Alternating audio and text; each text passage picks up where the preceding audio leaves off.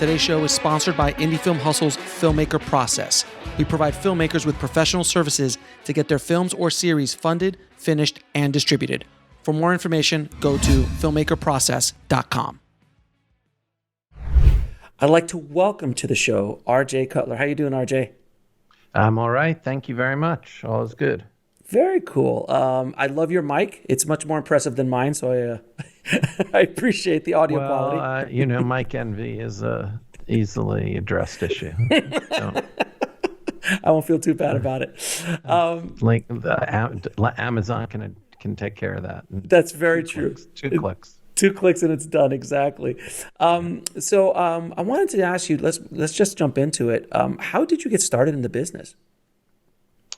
I mean, it depends on how thorough an answer you want, but I started directing plays. I think I was in first grade, and I was forcing my classmates to do adaptations of Charlie Brown books on the school the baseball field outside of my elementary school, and then we'd invite the whole school to come join in. And I always was somehow, I was just a kid who liked to put on plays and also loved journalism. And I pursued a career, or had a career really, as a young theater director. It's what I studied at school. And for 8-9 years in New York, I directed. I was James Lapine's assistant director on the original production of Into the Woods. I did the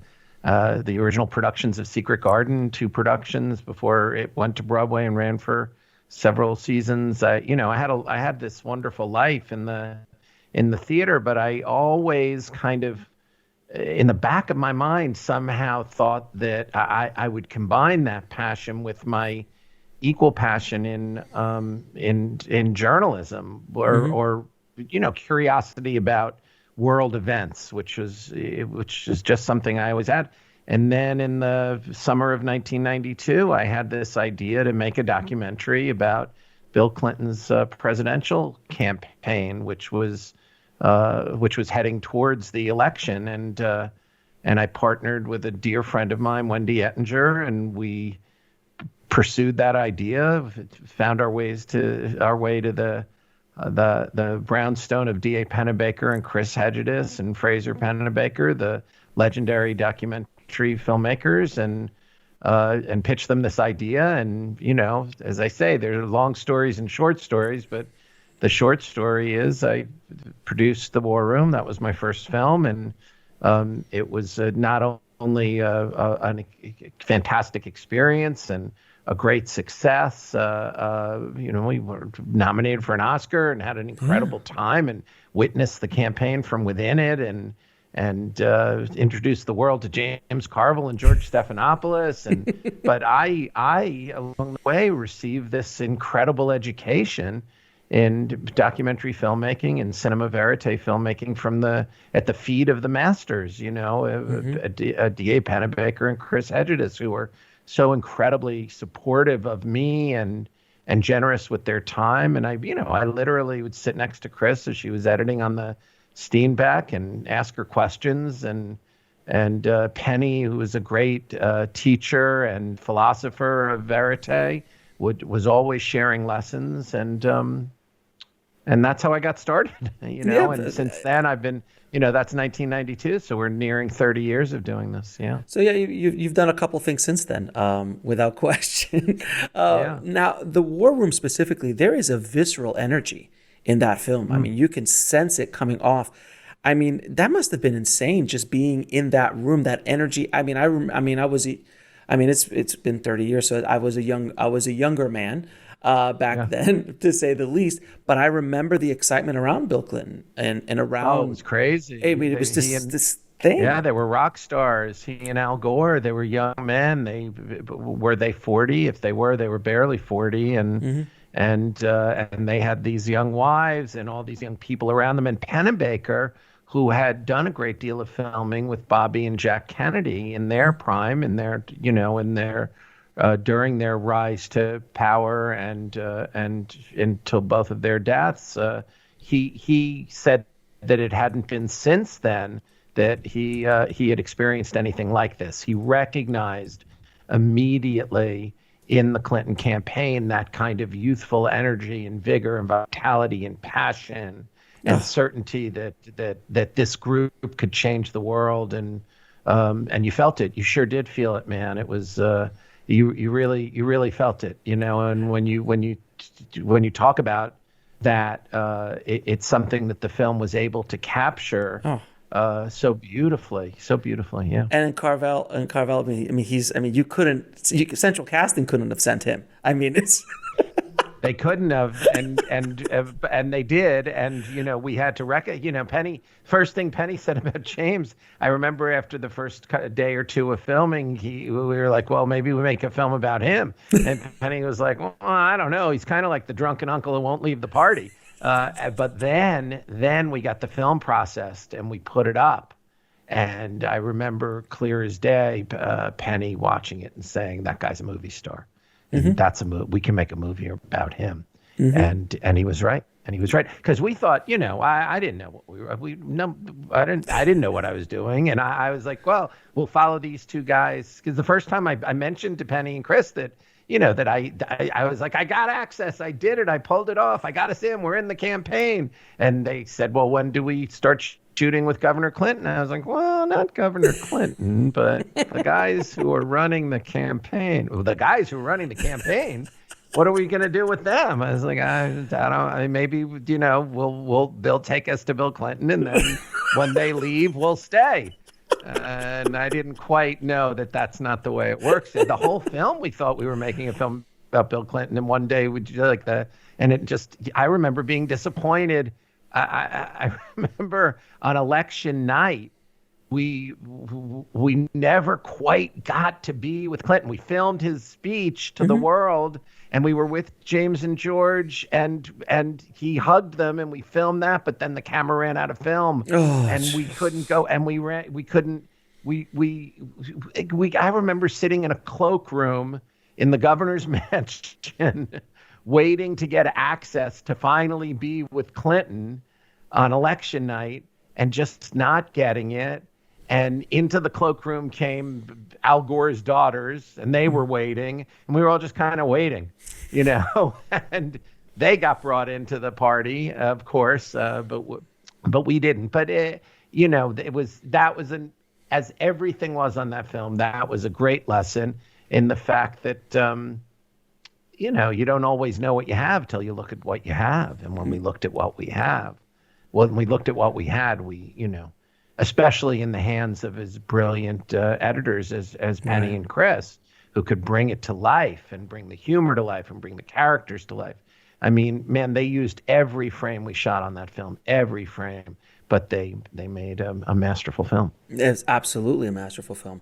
Now, as a documentarian, how do you bring out the truth of your subject, the subject that you're shooting? Because, human beings generally have a veneer, a wall, sometimes a wall with guns aimed at you to protect themselves. Right. Sure. So as a documentarian, sometimes they'll agree to do a piece, but that doesn't mean that they're allowing you in yet. So how do you kind of bring the truth out of a subject? What a great question. And really, to be honest, the only question there is about the work that we do. And the answer is you earn their trust. You earn their trust. And you earn their trust by, being trustworthy. There's a common misnomer, which is that we're flies on the wall. And that's our goal, is to be a fly on the wall and to vanish into the woodwork. That's another one. And to disappear so you don't even know we're there. None of those things are our actual objective. I can't be a fly on the wall. I mean, I'm 6'1". I got some presence to me. My camera person has a camera with them. My sound person has a boom. We're people. We're people in a room. There are only a few of us, and we're not hanging lights, and we're good at getting out of your way. But we're human beings. And the key is for us as human beings to have a relationship with you as a human being, you, the subject.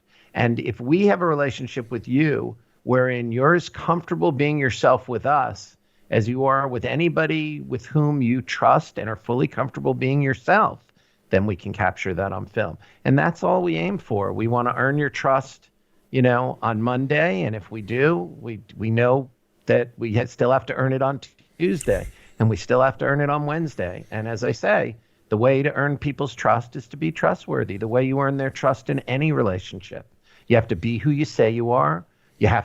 You can't say, hey, there are only 3 of us and we never use lights or heavy equipment or any cables. And I always like to leave 10 minutes before you ask me to leave. And that's my approach. And trust, you'll see, you'll trust us, and that's how we'll make it. You can't say that and then show up with 30 people, lights, cables, trucks, and refuse to leave until you get it. You can't. You gotta be who you say you are. And who we say we are people who are there to observe. We just want to see life. We want to see how it happens. How if you're Billie Eilish, how you're handling all the things that are going on, and how you're living your life, and how you're writing your album with your brother, and what that's all about.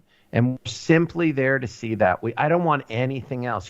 People ask me, well, would the film have not worked if she didn't win the Grammys? I don't care if she wins the Grammys. I don't care if she sells a single album. I'm there to tell the story of a remarkable young artist coming of age, and a remarkable young woman coming of age. And that story, however that story unfolds, is the story I want to tell. I don't want anything else. I just want to see clearly, and then I want to be able to tell the story truthfully, as you said. No, and what's remarkable about your career is the subject matters that you've taken on. Some have obviously been of great, legendary people like Jim Belushi, who have passed. But a lot of John. Excuse me. Sorry, John. Sorry, Jim. Jim's still with us. Jim is still with us. Harvesting the cannabis. Yes, he on is. behalf of us all. Yes, he Bless is. his soul. No. So, so you do subject matters like that, and that's a different kind of documentarian work as opposed to, Dick Cheney or the head of Vogue, or Billy. These are very big presence. These are big people present. Very have heavy presence. They're shadows, especially like Dick Cheney and I forgot her name. The head of Vogue, Anna Wintour. Anna, yes. Having the shadow that walks in with them on the door is massive. The trust that they must have to open themselves up, because I've seen those films, and they're just, they open themselves up. And you're right, there needs to be a trust. And obviously your track record does open some doors as well. But at a certain point, I don't care if you won an Oscar or you didn't win an Oscar or whoever you've worked with. At a certain point, it's just you and me. I'm here, and it's a camera. I don't care who you are or what you are, but I have to trust you. And that's the human aspect of it, regardless of how do you cut through all the celebrity and all of the other stuff that is thrown upon these souls, if you will, and just get to them. It's there are a number of ways of answering that. One is that what connects the subject to the process is their desire to have their story told. And that transcends, when we're sitting there, it's 2 human beings. Well, one of those human beings wants to have their story told, and the other human being wants to tell their story. So we're actually very much in harmony. And I'm there. I'm there with you, man. I get it. I don't know why you want to have your story told. I don't mean to say I don't think you should. I mean to say I don't ask why. That's on you. And I trust you that you want to have your story told. It's a very human desire, and I'm connecting with you on that level. And to be honest, that's really fundamentally it. That's what draws me to you. And then there are other things that I'm an empathic person. I'm a curious person. I'm present. I'm well trained by D.A. Pennebaker and Chris Hedges and all my experiences. Sure. I'm trustworthy because I know that I want to. These days, I can say to somebody, feel free to call anyone I've worked with, and you'll see. But fortunately, the work is there and stands for itself. But that's really what connects us. And that, I know that we're all, we're all our parents' children. We're all the little boys and girls that we were one day long ago. I know that it hasn't been all that long since then, no matter how old we are. And I know that one day is, that we're all dust in the wind. And so celebrity doesn't,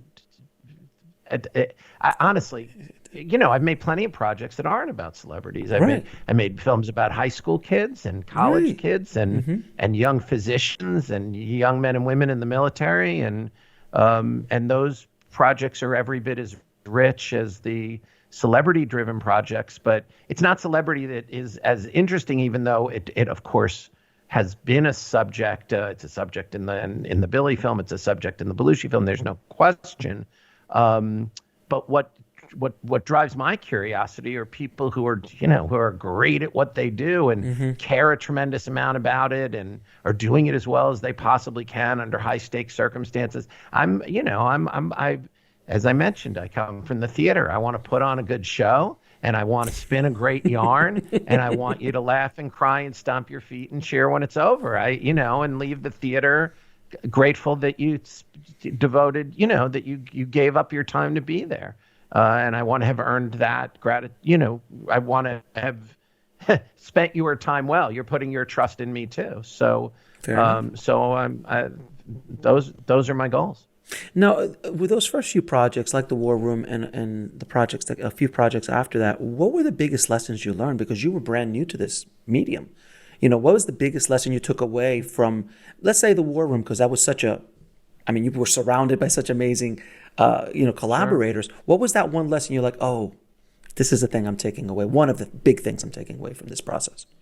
It really is that you have to trust in the process, that the principles reveal themselves, or that they work out, and that the characters reveal themselves.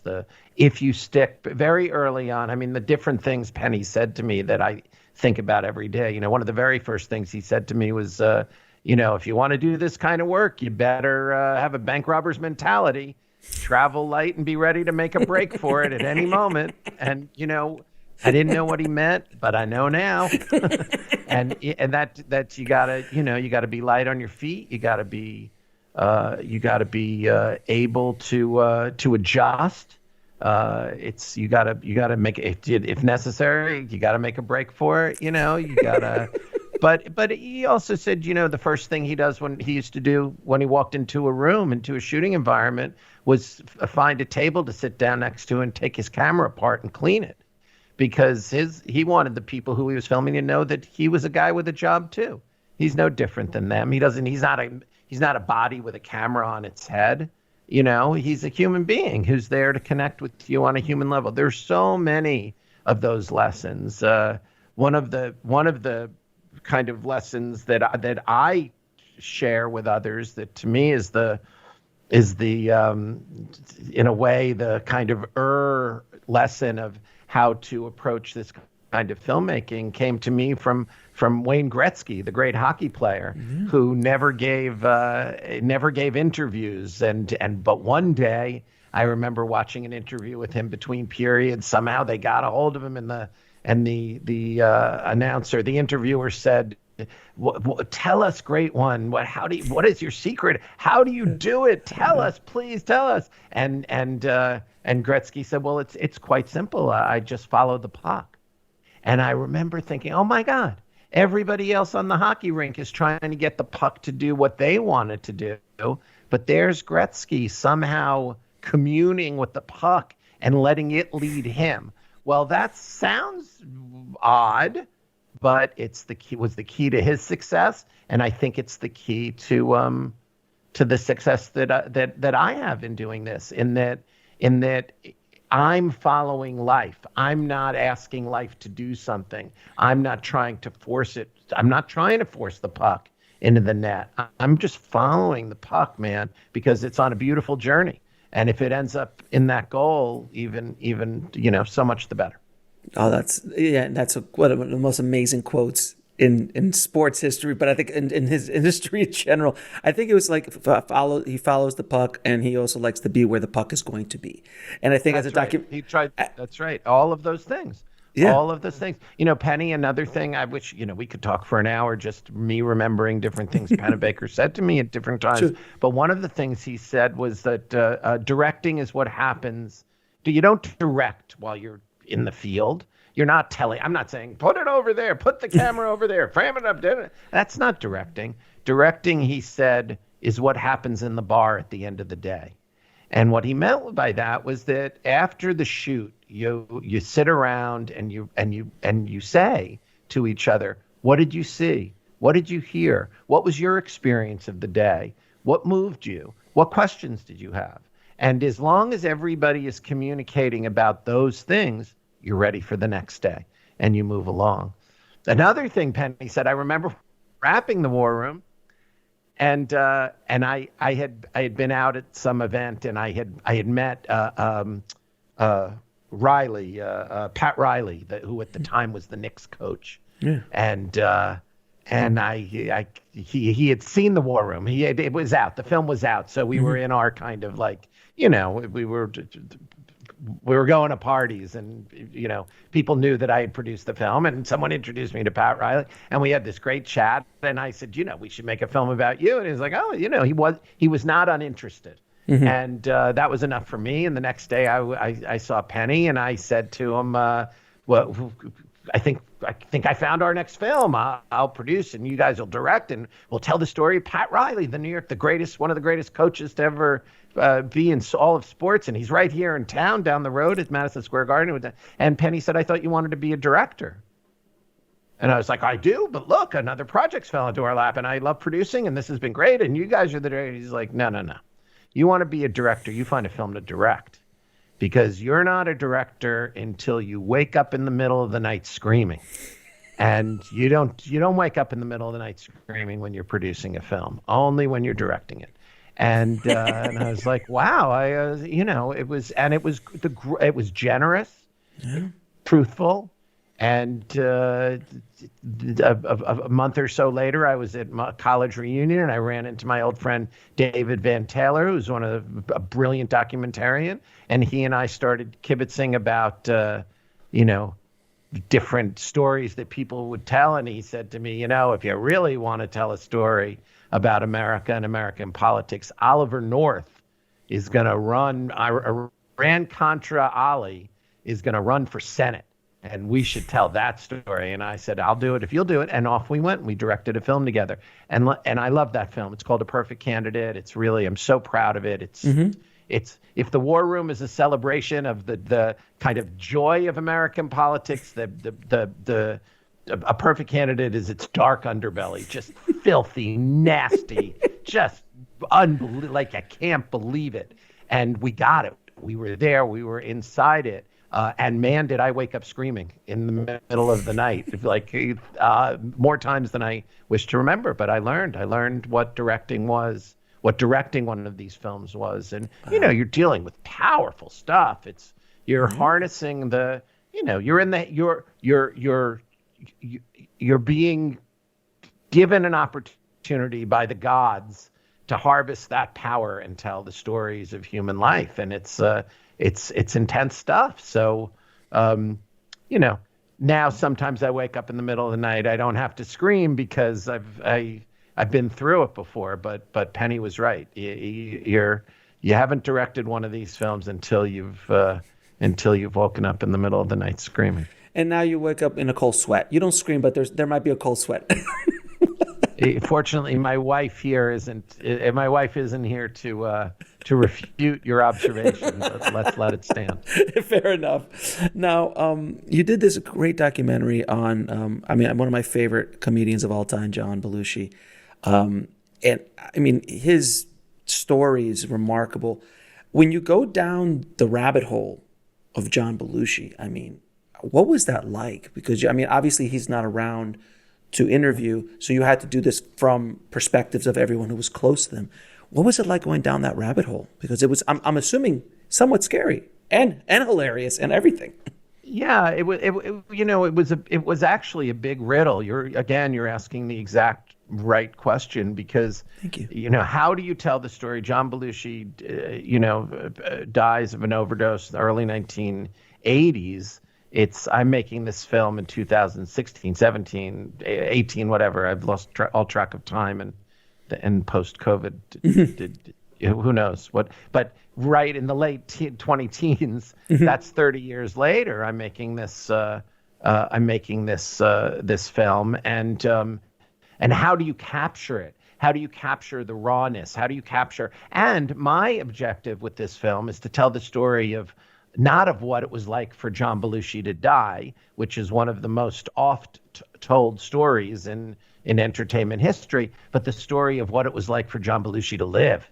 Mm-hmm. And that's a rarely told story, and a story that Judy Belushi and John's family had not granted anybody the opportunity to do, since they felt so burned by Bob Woodward when he wrote Wired. So they just shut it down. Well, John Batzik, my dear friend and producing partner on the Belushi film, and had won Judy over and had persuaded her, in part because he is such a persuasive, charming man, in part because he spent a decade doing it, in part because he brought me in to direct it, and in part because Judy saw our film Listen to Me, Marlon, which John and I produced and shared it with her. And so she was ready to give us the opportunity to tell this story, but we still had I had the huge riddle of how are we going to bring to the audience what it was like for John Belushi to live all these decades later.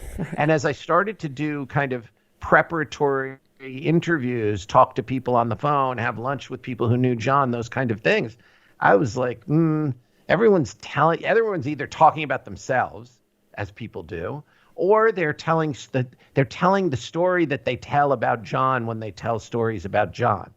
So they've told this story so many times, and things felt lost in the foggy haze of memory. They weren't present. They weren't raw. They weren't edgy. And again, if you're going to make a movie about John Belushi, you need raw, present edge. You need to capture the man, and the man was an exposed wire.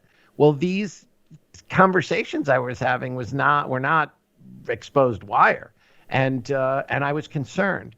And fortunately, when I went to Martha's Vineyard and spent time with my team digging through the archive there, we discovered that in the wake of the Woodward book, Judy and a couple of her friends, including the journalist Tanner Colby, had set out to collect an oral history of John. They didn't know what they would do with it. They knew one day these tapes would come in handy. They did a book that was kind of the tip of the iceberg, but it came and went. And there were these dozens, hundreds of hours of conversations they had had with people in the years immediately following his death. And boom, there was the solution. Because, well, you hear it in the film. Our ability to capture that was a function of the great gift from the gods and from Judy and Tanner of these interviews. Remarkable, absolutely remarkable film, and anybody who and incredible people. We're talking about Harold Ramis and Dan Aykroyd and Lorne Michaels, and on and on and on. And you're hearing from Carrie Fisher, who was kind of John's soulmate in addiction, as well as one of his dearest friends. You're getting into the guts of it all. And we got into the guts of it all, and that film does. It definitely does. And the family was very happy with the way it came out, from what I understand. I just spoke to Judy this morning. We were just reminiscing and expressing our mutual gratitude. And Jim has been great about it, and he's. I'm sure he'd be the first to tell you he's no easy customer. So his response to the film was very meaningful to us. That's awesome. Now, you are one of those rare documentarians that get the jump in from narrative to documentary, and you are able to go back and forth. How did you transition from documentary to narrative? And was there a little bit of, because I've spoken to other documentarians who have that, and it's always a little bit like, well, yeah, you can tell, but you don't know how to tell. You don't know how to work with actors. You don't know how to tell a story that's a narrative. You just tell these documentary stories. Is that your feeling, or how did you, like, if I Stay, how did that project come along, and did you have any issues breaking through to get to be able to make that movie? Well, once again, remember that I'm a theater director by training. I mean, I spent 20. I started working with actors when I was in first grade. Sure. I was directing my fellow first graders, and I studied theater, and I directed plays in college. I was graduated undergraduate from Harvard, and in those days there was no theater department, but we all did plays constantly.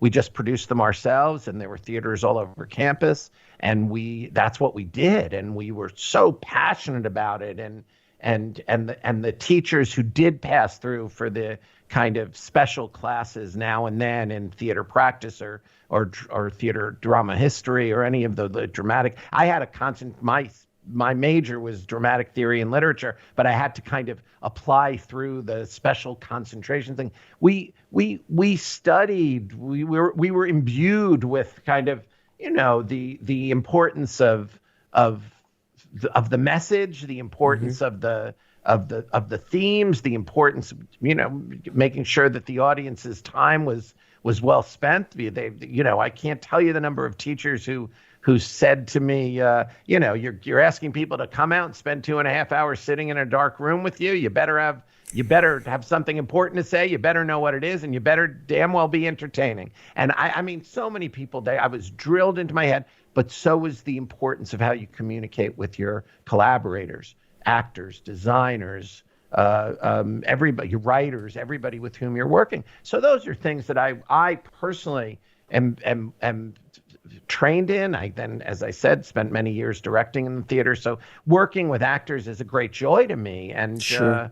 And working with designers is a great joy to me, and working with writers is a great joy to me. So it's not new in that way, but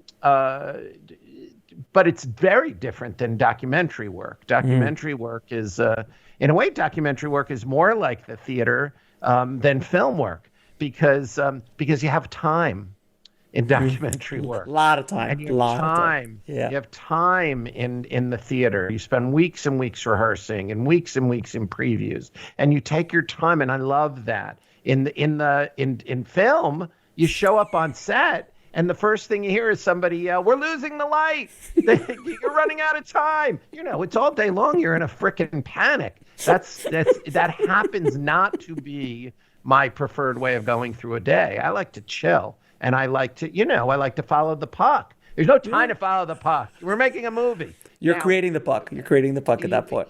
And maybe, and by the way, maybe in the hands of someone who's more masterful at it than I, it's different. And they know how to, I'm sure that, I am certain that Scorsese doesn't feel all day long like he's being rushed. I'm certain of it. But I don't know, man. I got on set, I'm telling you, the first thing you hear is we're losing the light. So, but I did love making that film, because I got to work with Chloe Moretz, and I got to adapt this brilliant Gail Forman book, and I got to I loved my producer. I loved everybody, and we had a wonderful time, and it was a great experience. And equally rich was the process of creating with Kelly Curry the Nashville, the television series, and directing the first 2 episodes of that. I mean, the pilot of Nashville is one of the all-time great creative experiences I've ever had, and I'm grateful to all who made it possible. My work with Kelly Curry was just like incredibly rich and satisfying, and she created these characters, and she was so brilliant, and they kind of arrived fully formed, and she understood the language and the music and the air, and so that was an incredible honor, and I got to direct Connie Britton. It's just like what a thrill, so many things, and the kids who were in that, the younger actors, the whole Hayden Panettiere, the whole experience, and the music, to be on the stage at the Grand Ole Opry and to work with T-Bone Burnett, on and on. It couldn't have been richer. It couldn't have been more joyful. And, my soul was, and my heart were full with those experiences. Again, the process, you're right to describe it as going back and forth, because I went there for a little bit, and really these days I'm super focused on my nonfiction work, and it couldn't be richer in terms of what I'm trying to do with it, and the different projects. So it's very exciting, but it's different. We like to say, well, documentary is scripted stuff is documentary backwards, because you do the script before in the narrative, and you do the script in the edit room, and it's kind of that. But there is a lot. The differences are just massive. Massive, and then the similarities are thrilling. It's still cinema. It's still cinema. Story. It's still story. And to me, these documentaries, they are not. I'm not interested I'm not actually interested in the politics of it. I'm not interested in the message. I'm not here to give you facts and information. Google does that far better than any film I could ever. I'm here to tell you a story about the human experience, to spin a yarn, to make great cinema, or to aspire to make great cinema, and to engage you, and to move you emotionally, and to tell you stories about the human condition. Those are my only interests. Others make documentaries for other reasons. They're great documentaries that are kind of, agitprop. They're there to, as there is great theater that's agitprop, as there is great narrative cinema that's agitprop. Not really my thing. My thing is, I'm telling stories about people. Yeah, very well, might I add. Now, I have to ask you about two subjects that you had in two of your films, who are both very polarizing in their own way, Anna and Dick Cheney. Very different human beings, obviously. Sure. From very different walks of life, but both polarizing in their worlds. How do, and regardless of your own beliefs and either political beliefs or anything like that, I know you have to be you just got to let happen whatever happens. What is it like just juggling, obviously Dick Cheney, very, very polarizing political figure. And then Anna to a lesser extent, but very polarizing in the world of fashion. How do you approach these two kind of juggernauts in their space? Well, your question is in the context of there's not a presumption. There's an assertion in your question that they're polarizing figures. Yes. And I understand why. All politicians, I think, are polarizing, especially in this climate. I remember when I remember when Colin Powell was flirting with running for president, and everyone knew he was flirting with running for president, but nobody knew if he was a Democrat or a Republican. And his numbers were in the 90s. And then he declared that he was a Republican, and boom, his numbers went down to 49% because that's the country we live in, and the Democrats weren't going to support him anymore. And that's, so of course the Vice President Cheney is polarizing, and he and I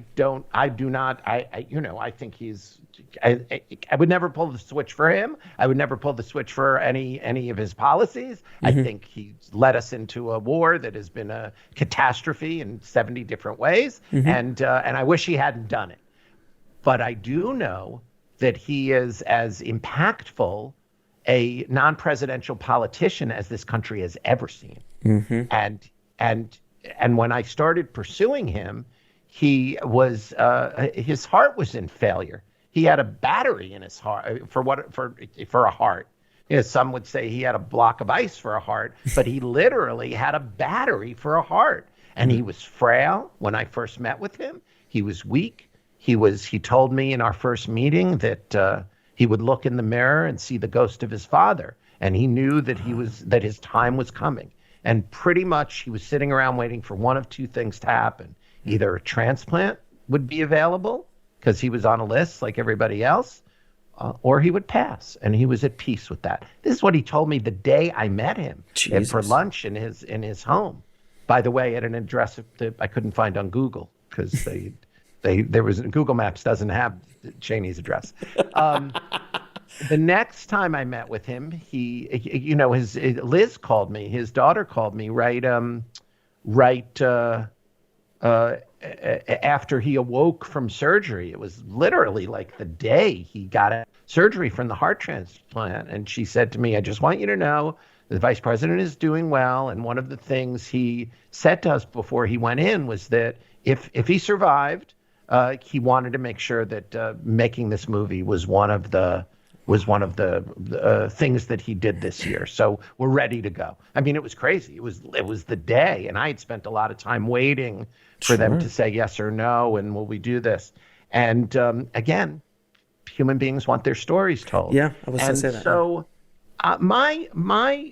I said all this to him when I met him. There was no mystery. I was introduced to him by Mary Madeline, who of course I knew through James, and through her, we filmed with her on The War Room. She knows my politics. Well, I didn't keep it secret, but my interest wasn't in debating politics. It was in discussing politics, but my interest was in this human, this guy who, flunked out of Yale multiple times and was a drunkard working the lines and hanging electrical lines in Wyoming with no future, but was in love with a woman who said to him, get it together, man.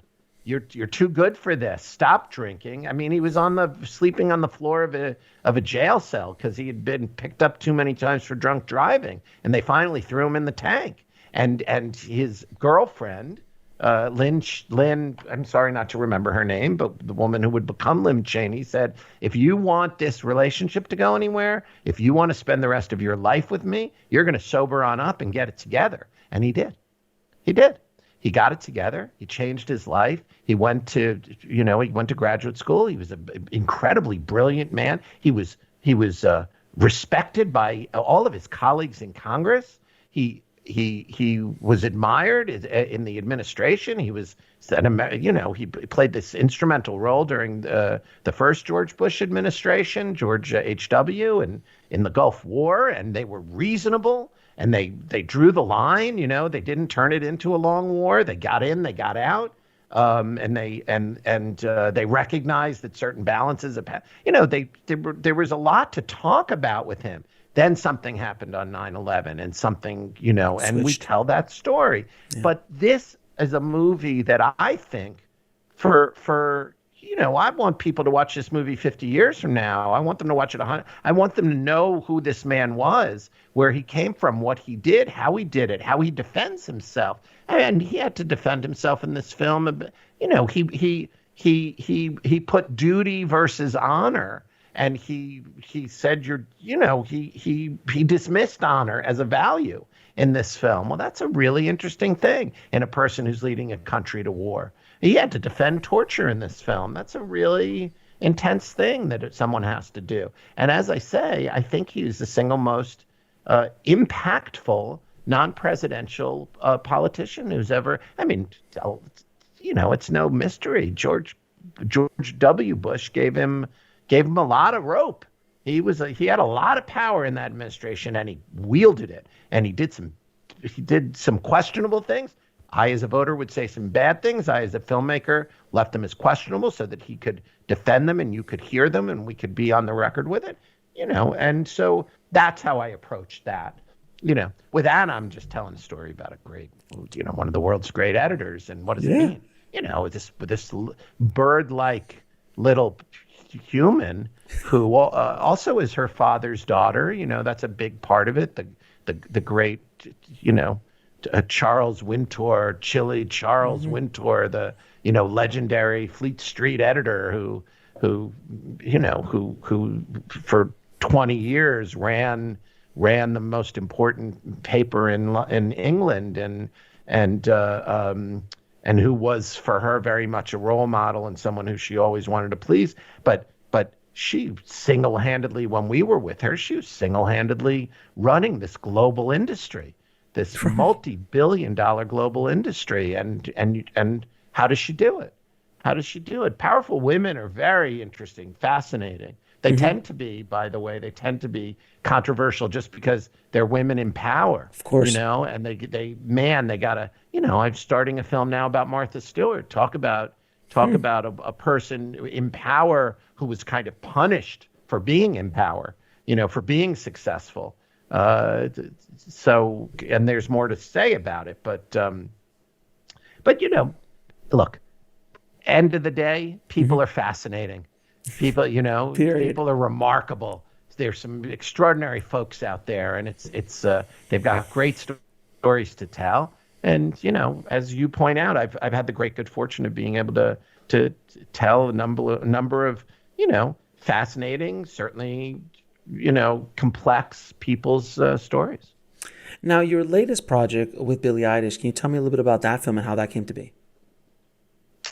I was invited to meet with Billie, and it came to be because I accepted the invitation, and I sat with her and Phineas and her folks and some people from her team, and I mean, I instantly was engaged. As I'm sure that's no surprise. She's an incredibly magnetic person who's a gifted artist, and this, you know, incredible young woman, and I saw in that first meeting an opportunity to simultaneously tell the story of a young artist coming of age and coming into her own, and a young woman coming of age and coming into her own. And I loved that. I loved how real it could all be.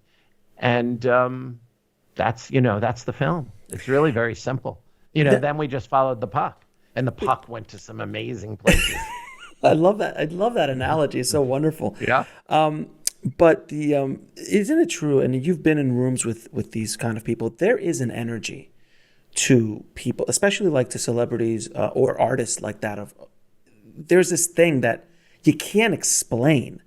Like there's this energy that they suck the energy out of the room. Like all the attention goes to them. It's like you can feel when someone like this walks into the room. And I've spoken to many people of that magnitude, and been in the room with many people like that magnitude. And when you could just be with their back turned, and they walk into the other side of the room, and you just go, someone just walked in, and you could just feel that energy. Was that what it was like being with? It doesn't matter what age it is, by the way. It could be Michael Jackson at 7 years old. It doesn't matter. Yeah, I mean, Billie's a very magnetic personality. There's no question, and she as I understand it, she has been her whole life. There's and her talent, her brilliance, her poetry, her vision are all exceptional. And but she's also this very real kid, you know, right, who sits around, you know, making fart jokes and eating burritos and right, wanting to slip out the back door with her boyfriend and, you know, watch porn and whatever, you know, and you know, she's just a kid, and who's got the curiosity of a kid and the outrage of a kid and the ambitions and it all. And she's made of music. You know, it's the first. She says her family was one big fucking song. It's true. It's true. Yes, one of the questions I had upon first meeting her was, what planet does this person come from? And I certainly, and what planet does Phineas come from? And I certainly, you know, remember thinking and feeling that this is, you know, on some level, she's part human, part deity, you know, and she really is. She's a shaman, you know, she has a power. She stands before hundreds of thousands, and literally on a daily basis, she's on the telephone of 75 million followers, on 80 million followers on Instagram, and she leads. She is a modern day, you know, I don't know what the best way of describing it is, but it is not deity-like. Yeah, deity. I think deity is a great word. It is. It's very powerful, and it's shamanistic. It's very, you know, it's all of those things, and you feel it. You feel the power, and she pierces her audience's hearts. She connects with them. They all feel like she's singing directly to them. I've been in tiny rooms with her singing. I've been in enormous rooms with her singing. There's no difference. She can be in an arena in Miami, that seats 22,000 people, and the kid in the top bowl of that arena in the back row is connected to Billie Eilish the same way the kid in the front row is, or the kid in the club. It's just amazing. The spaces feel tiny. She has a power, and you see that in the film. How and there's no explanation for it. There's no explanation for that kind of connection. Well, I don't want to say there's no explanation. I just want to say, those who explain those, that's not my business. Explain it. It's my business to show it and to tell the story about it. Sure. And others can explain it, but I think the film is, certainly reveals the power. I mean, it's and there are a lot of things involved. Let's talk about the fact that, first of all, she's not an only child prodigy. She's one of two prodigies in that same house.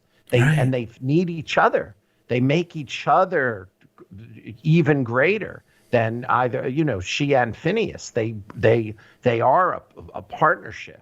So when I say what planet did they come from, on some level, the answer is, planet Maggie's womb, where they both spent 9 months gestating to the same heartbeat.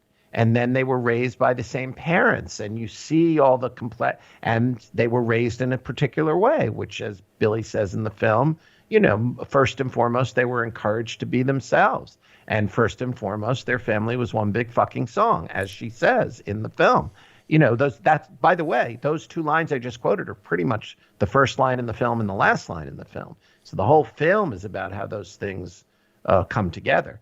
But there are lots of explanations, and then some things just can't be explained, can they? It's that thing. It's that thing that is, it when you see it, but you just can't articulate it. But John Belushi, all this. Life's, again, this is my, I have a lot of gratitude because I'm able to tell these stories, and these stories kind of live in the landscape of people are just, fascinating. And there are so many remarkable people doing these incredible things. And, I'm not kidding when I say it's dust in the wind. We're all here for a blip. Listen, Billie is nothing if not an existentialist, and raised by Patrick, who is nothing if not an existentialist, as we see in the film. And she's like, I remember early on her being interviewed, and somebody was like, why do you do it all your way? Don't you think you'd have even more success if you conform? And she's like, well, why would I do anything that I don't believe in? Like, I'm gonna live, I'm gonna die. Y'all are gonna forget I was ever here. Why would I bother with doing anything that wasn't true to myself? What's the point? None of it matters. It's like songs that are going to come, and then one day no one will even know I was here. And why wouldn't I have spent my time here? There's a child talking about I was going to say the wisdom. Why wouldn't I spend my time being true to myself? And that's her whole thing. That is the whole Billie Eilish thing. Be true to yourself in the way you work. Be true to yourself in the way you treat others. Be true to yourself in the art that you put out in the world. Be true to yourself in the way you dress. Be true to yourself. Be yourself. That's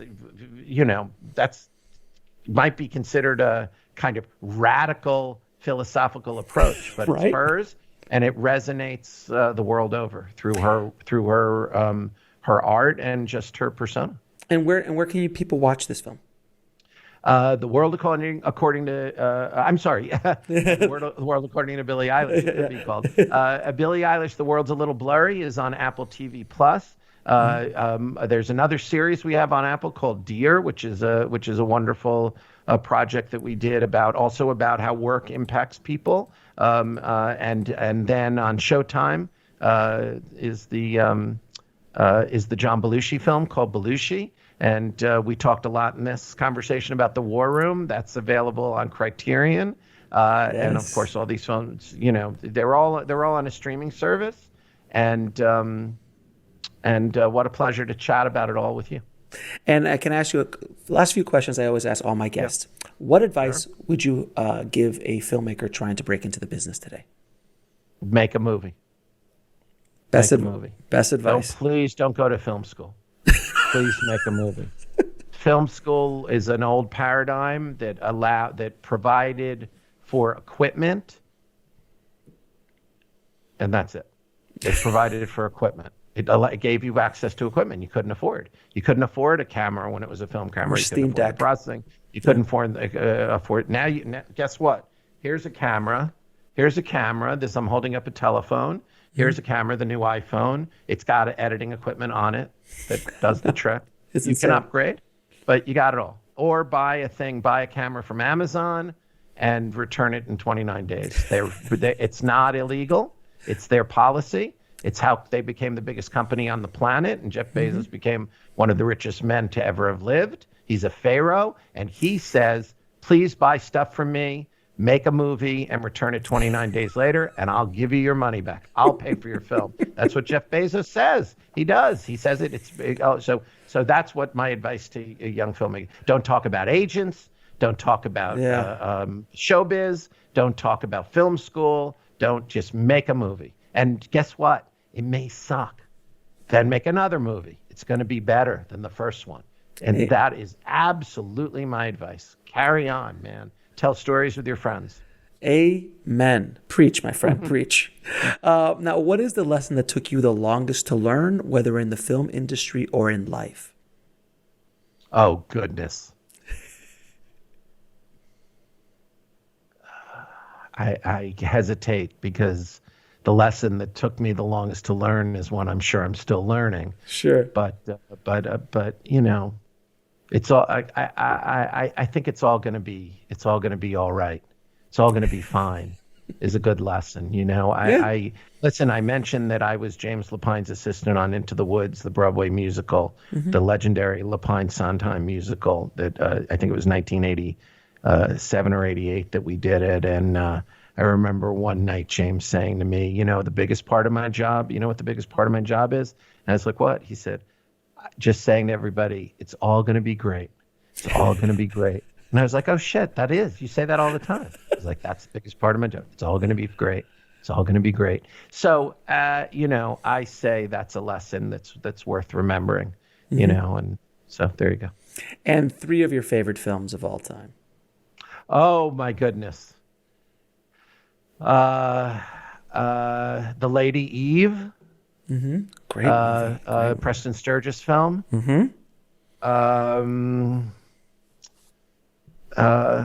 Let's just leave it at the. Fair oh enough. yeah. Here we go. Give Me Shelter. Alan David Maisels. Film about the Rolling Stones at Altamont. And let's see. And I'll put on this list Don't Look Back, D.A. Pennebaker's masterpiece about Bob Dylan. Fantastic. RJ, it has been a pleasure talking shop with you today, my friend. Thank you so much for coming on the show. I appreciate it, my friend. Likewise. Really, really enjoyed it. Thanks for having me.